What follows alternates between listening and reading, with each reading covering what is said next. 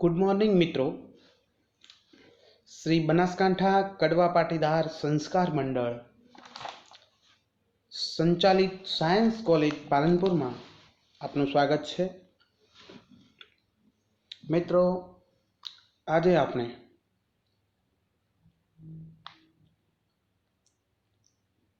Paper number CCCH 501 chemistry વિષયમાં unit number 2 કાર્બધાત્વિક સંયોજનો organometallic કમ્પાઉન્ડ્સનો અભ્યાસ કરીશું. સૌથી પહેલા જોઈશું મિત્રો તો યુનિટનું નામ છે કાર્બધાત્વિક સંયોજનો. કાર્બધાત્વિક સંયોજનો એટલે શું તેનો અભ્યાસ કરીશું. તો ધાતુ કાર્બન બંધ ધરાવતા સંયોજનો એવા સંયોજનો કે જેમાં ધાતુ કાર્બન બંધ આવેલો હોય, તેમાં રહેલો વિશિષ્ટ સમૂહ જેમાં કાર્બનિક સમૂહનો કાર્બન પરમાણુ ધાતુ પરમાણુ સાથે સીધો જોડાયેલ હોય તો તેવા સંયોજનો કાર્બધાત્વિક સંયોજનો તરીકે ઓળખાય છે. તો ધાતુ કાર્બન બંધ ધરાવતા સંયોજનોમાં આવેલો વિશિષ્ટ સમૂહ કે જેમાં કાર્બન પરમાણુ સીધો ધાતુ સાથે જોડાયેલો હોય તો તેવા સંયોજનો કાર્બધાત્વિક સંયોજનો તરીકે ઓળખાશે. આવા સંયોજનો કે જેમાં ઓછામાં ઓછો એક ધાતુ કાર્બન બંધ આવેલો હોય. મિત્રો,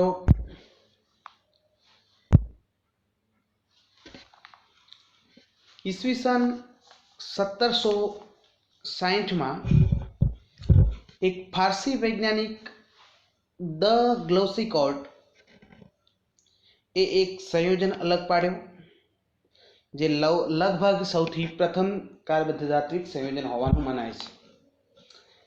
તેના અગાઉ કોઈ કાર્બધાત્વિક સંયોજનની શોધ લગભગ થયેલી નથી.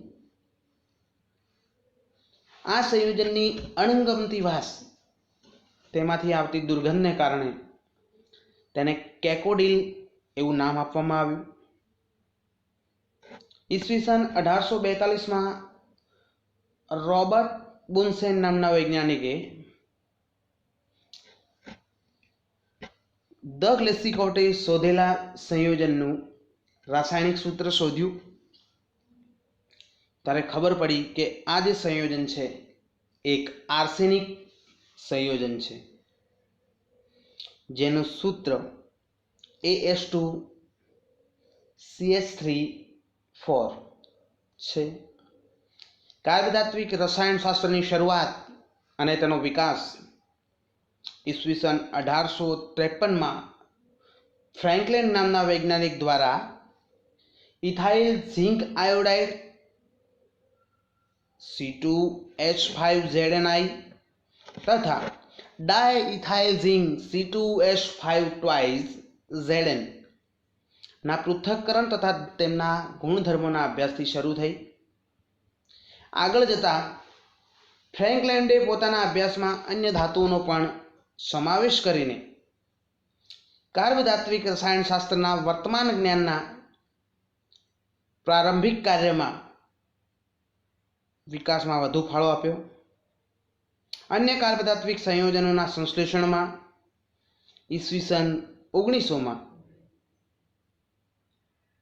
ગ્રિગ્નાર્ડ પ્રક્રિયકોની શોધનો ફાળો એ અગત્યનો છે.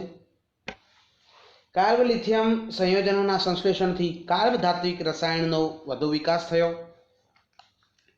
એલ્યુમિનિયમ, ટીન તથા સંક્રાંતિ તત્વોના કાર્બધાત્વિક રસાયણનો વિકાસ હાલમાં થયો છે.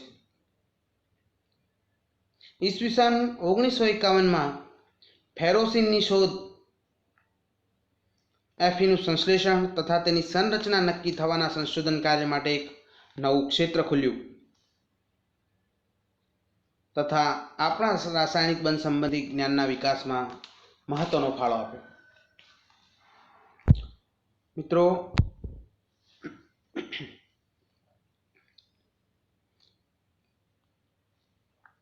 આગળ જોઈશું તો ધાતુ કાર્બન બંધ ધરાવતા સંયોજનોનો વિશિષ્ટ સમૂહ કે જેમાં કાર્બનિક સમૂહનો કાર્બન પરમાણુ એ ધાતુ પરમાણુ સાથે સીધો જોડાયેલ હોય તો તે કાર્બધાત્વિક સંયોજન તરીકે ઓળખાય છે. અને આવા સંયોજનોમાં ઓછામાં ઓછો એક ધાતુ કાર્બન બંધ આવેલો હોય છે. આવા સંયોજનો કે જેમાં કાર્બનિક સમૂહનો કાર્બન પરમાણુ એ ધાતુ પરમાણુ સાથે સીધો જ બંધ દ્વારા જોડાયેલ ન હોય, એટલે કે ધાતુની સાથે કાર્બન જોડાયેલો ન હોય, જેમ ઉદાહરણ જોઈશું મિત્રો, C2H5ONA, TiOCH3 4, CAN Me twice, Fe Sc twice, H5 thrice વગેરે આ સમૂહમાં આવતા નથી. કારણ કે મિત્રો ઉદાહરણ જોઈશું C2H5ONA, તો C2H5 સમૂહમાં કાર્બન અને ધાતુ પરમાણુ બંને આવેલા છે. આ સંયોજનમાં આવેલા કાર્બન અને ધાતુ પરમાણુ વચ્ચે સીધો બંધ ન બનતા ધાતુ પરમાણુ ઓક્સિજન સાથે જોડાય છે અને એ ઓક્સિજન કાર્બન સાથે જોડાતો હોય આ સંયોજન એ કાર્બધાત્વિક સંયોજન કહેવાશે નહીં.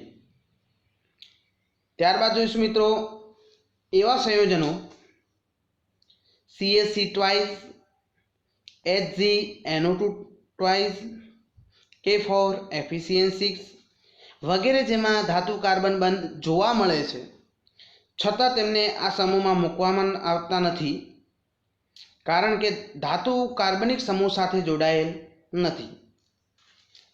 ધાતુ કાર્બનિક સંયોજનો જેમ કે NiCO4, FeCO5 વગેરેને કાર્બધાત્વિક સંયોજનોમાં સમાવિષ્ટ કરવામાં આવે છે. કાર્બધાત્વિક સંયોજનોમાં ધાત્વિક શબ્દનો અર્થ ફક્ત ધાતુ સાથે નથી. આમાં કેટલાક એવા તત્વોનો પણ સમાવેશ થયેલ છે જેમની વિદ્યુત ઋણતા 2.5 થી ઓછી હોય, જેમ કે BSi, AS,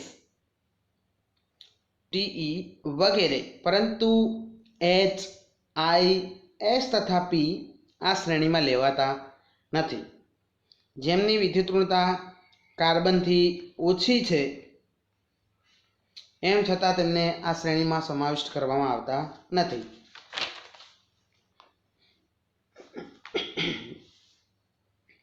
ધાતુ કાર્બન બંધ ધ્રુવીય હોય છે તથા બંધની ધ્રુવણતા એ વિદ્યુત ઋણતાના તફાવત ઉપર આધાર રાખે છે.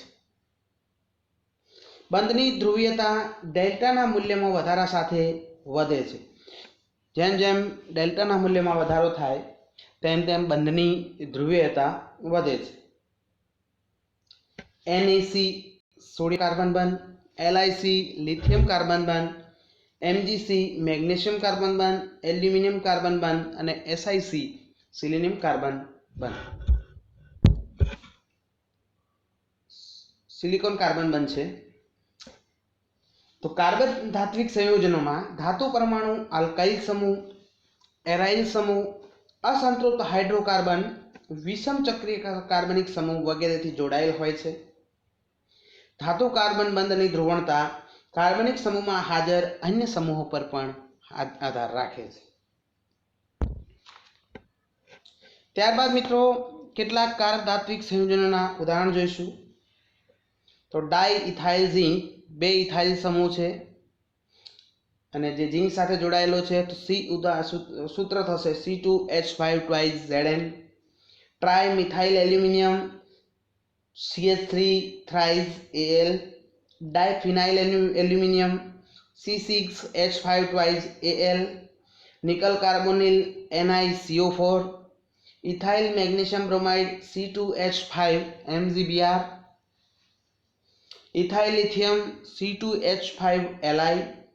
ટ્રાઇમિથાઇલ tin chloride CH3 thrice essential. Tetramethyl silane CH3 Si।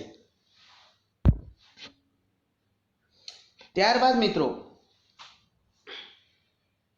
કાર્બધાત્વિક સંયોજનોનું વર્ગીકરણ અથવા કાર્બધાત્વિક સંયોજનોના પ્રકારની ચર્ચા કરીશું, જેમાં સૌથી પહેલો પ્રકાર છે ધાતુ કાર્બન બંધને આધારે।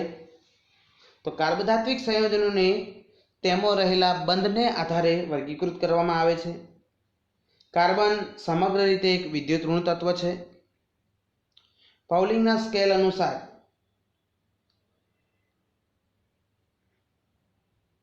એ શક્ય છે કે કાર્બન વિદ્યુત ધન તત્વો સાથે આયનિક તથા બીજા તત્વો સાથે સહસંયોજક બંધ બનાવે છે। આથી કાર્બધાત્વિક સંયોજનોનું વર્ગીકરણ મુખ્યત્વે તેમાં હાજર ધાતુ કાર્બન બંધના પ્રકાર ઉપર આધારિત છે, જે આપ આકૃતિમાં જોઈ શકો છો। ત્યારબાદ મિત્રો કાર્બધાત્વિક સંયોજનોને મુખ્યત્વે 3 વર્ગોમાં વર્ગીકૃત કરવામાં આવે છે। એમાં સૌથી પહેલું છે આયનિક સંયોજનો, ત્યારબાદ સહસંયોજક સંયોજનો અને ત્યારબાદ વિસ્થાનીકૃત પાયબંધ ધરાવતા સંયોજનો। આજે આપણે આયનિક સંયોજનોનો અભ્યાસ કરીશું। ઉચ્ચ ધન વિદ્યુત તત્વો જેમની વિદ્યુત ઋણતા 1.2 થી ઓછી હોય છે, જે આયનિક પ્રકારના કાર્બધાત્વિક સંયોજનો બનાવે છે, જેમ કે C2H5Na, C6H5 twice Mg વગેરે। આયોનિક સંયોજનોની માફક તેઓ હાઇડ્રોકાર્બન દ્રાવકો તેમજ બેન્ઝીનમાં અદ્રાવ્ય રહે છે। આ સંયોજનોના દ્રાવણમાં વિદ્યુત પ્રવાહનું વહન થાય છે। ઉદાહરણ છે મિત્રો C2H5Na નું દ્રાવણ એ વિદ્યુત પ્રવાહનું સુવાહક છે। રિએક્શન થાય છે મિત્રો C2H5Na gives C2H5- plus Na+। આયનિક સંયોજનોની માફક તેઓ ઉભયગુણી વિઘટન પ્રક્રિયાઓ દર્શાવે છે। ઉદાહરણ પ્રક્રિયા જોઈશું મિત્રો C2H5Na+ C2H5Br gives NaBr plus C2H10। આ સંયોજનો વિસ્થાપન પ્રક્રિયાઓ દર્શાવે છે। દાખલા તરીકે બેન્ઝીન C2H5Na સાથે પ્રક્રિયા કરી C6H5Na બનાવે છે। તો C2H5Na ની બેન્ઝીન સાથે પ્રક્રિયા જોઈશું મિત્રો C2H5Na plus C6H6 gives C6H5Na plus C2H6। Ionic પ્રકારના કાર્બધાત્વિક સંયોજનોનું નિર્માણ એ ઋણ આયનના સ્થાયિત્વથી અસર અનુભવે છે, જેમ કે C5H5- સાયક્લોપેન્ટાડાઇનાઇલ ઋણ આયન, જેમાં 6 પાઈ ઇલેક્ટ્રોન બેન્ઝીનની માફક સ્થાયી સંરચના બનાવે છે। આ આયનો એ પ્રબળ વિદ્યુત ધન ધાતુઓ સાથે આયનિક પ્રકારના સંયોજનો બનાવે છે। ઉદાહરણ જોઈશું મિત્રો C5H5- twice Mg+2, C5H5- twice Ca+2, C6H5 thrice C-Na+, જેમાં HC triple bond C Na+ માં ઋણ આયનનું સ્થાયિત્વ ઋણ વીજભારિત કાર્બનની sp3 સંકરણ અવસ્થા છે। ત્યારબાદ મિત્રો સહસંયોજક સંયોજનોની ચર્ચા કરીશું। તો એવી ધાતુઓ કે જેમની વિદ્યુત ઋણતા 1.5 થી 2 ની વચ્ચે હોય તથા એવી ધાતુઓ કે જેમની વિદ્યુત ઋણતા કાર્બનથી ઓછી હોય, જે સહસંયોજક પ્રકારના કાર્બધાત્વિક સંયોજનો બનાવે છે। દાખલા તરીકે lithium, beryllium, aluminium, zinc, boron, selenium વગેરે. આ સંયોજનોમાં ધાતુ કાર્બન બંધ પાઈ પ્રકારનો સહસંયોજક બંધ છે. સહસંયોજક બંધને કારણે આ કાર્બધાત્વિક સંયોજનો એક ચોક્કસ પ્રકારની સંરચના ધરાવતા હોય છે. કેટલાક સહસંયોજક કાર્બધાત્વિક સંયોજનોની સંરચનાઓ તથા ધાતુની સંકરણ અવસ્થા આ ટેબલમાં જોઈ શકો છો. જો સંકરણ sp થતું હોય તો એની ભૂમિતિ થશે રેખીય. સંયોજન છે C2H5 twice Zn. હવે sp2 સંકરણ ધરાવતું સંયોજન હોય તો એની ભૂમિતિ ત્રિકોણીય થશે. sp3 સંયોજક સંકરણ હોય તો સમચતુષ્ફલકીય ભૂમિતિ થશે. જો dsp2 સંકરણ હોય તો ભૂમિતિ થશે સમતલીય ચોરસ. ઉદાહરણ થશે C6H5 twice pt Pr2 twice. dsp3 સંકરણ હોય તો ભૂમિતિ થશે ત્રિકોણીય દ્વિપિરામિડલ. ઉદાહરણ થશે CH3 NbCl twice. આ સંયોજનોમાં ધાતુ કાર્બન બંધ 2 ઇલેક્ટ્રોન વાળો સહસંયોજક બંધ હોય છે. આ શ્રેણીમાં સામાન્ય રીતે એકલક સંયોજનો આવે છે. ઉદાહરણ તરીકે CH3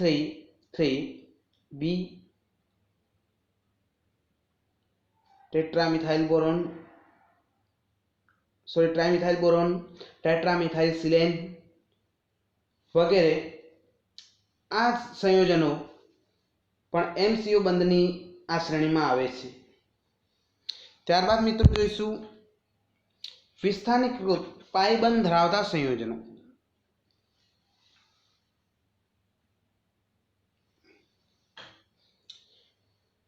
વિસ્થાનીકૃત પાઈ બંધ ધરાવતા સંયોજનો સામાન્યતઃ સંક્રાંતિ તત્વોના સમૂહ 4 થી સમૂહ 10 સુધીમાં Mn સિવાયના આ પ્રકારના કાર્બધાત્વિક સંયોજનો બનાવે છે.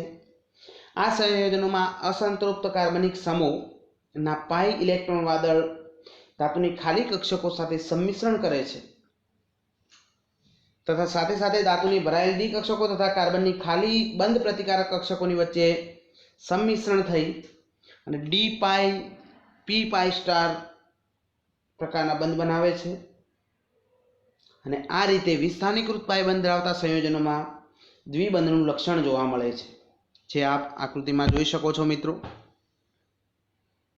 તો સૌથી પહેલા શું થશે તો પાઈ ઇલેક્ટ્રોન વાદળ એ ધાતુની ખાલી કક્ષકો સાથે સંમિશ્રણ કરે અને બંધ બનાવે. ત્યારબાદ ભરાયેલી ડી કક્ષકો અને કાર્બનની ખાલી બંધ પ્રતિકારક કક્ષકો સાથે સંમિશ્રણ પામી અને ડી પાઈ પી પાઈ સ્ટાર નું સંકરણ થશે અને દ્વિબંધ બનશે. ત્યારબાદ મિત્રો જોઈશું ઓલેફિન તથા એસિટિલિન સંયોજનો.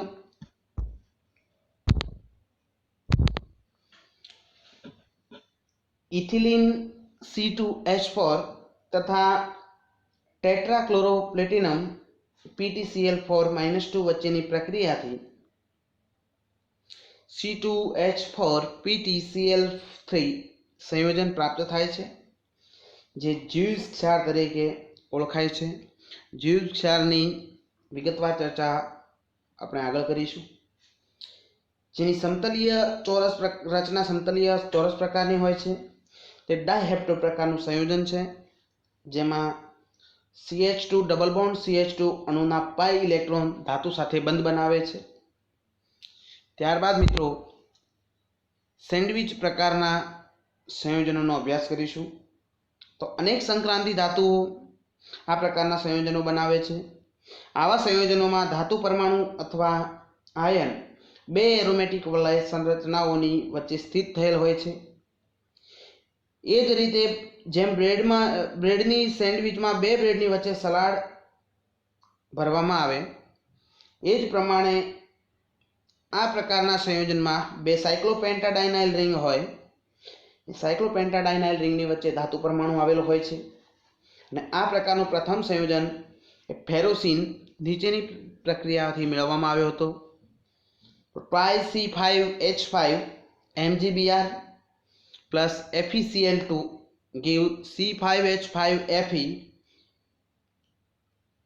plus twice MgBrCl. बिसाइक्लोपेंटाडाइनाइल आयन 2 अर्थात फेरोसिनની સંરચનામાં બે સાયક્લોપેન્ટાડાઇનાઇલ વલયો છે, તેમાં Fe+2 આયન બંધાયેલો રહે છે. આમ સેન્ડવિચ પ્રકારના સંયોજનના અન્ય ઉદાહરણો પણ C6H5 twice Cr, C5H5 twice Ru વગેરે છે. તો મિત્રો, અગાઉના લેક્ચરમાં આપણે ફેરોસિનની પણ સંરચનાનો અભ્યાસ કરવાના છીએ.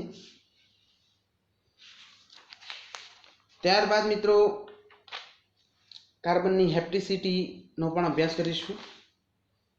અને હેપ્ટિસિટીને આધારે તેમનું નામકરણ, કાર્બધાત્વિક સંયોજનનું નામકરણ તેની પણ અગાઉ ચર્ચા કરીશું. મિત્રો, થેન્ક યુ.